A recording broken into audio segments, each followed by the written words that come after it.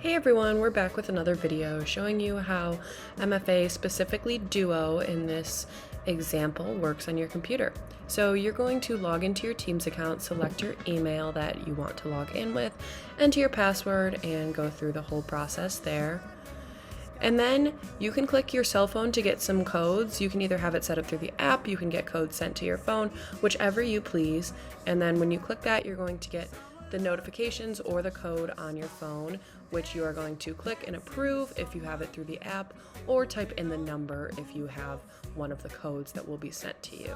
So once we get that code in, you're going to move forward here. And you can choose to stay signed in or not. That's totally up to you. And in just a few short seconds, you will be all logged into your Teams account with slightly more security just to keep you and all your information a little bit safer. Thanks so much for watching. Stay tuned for the next one.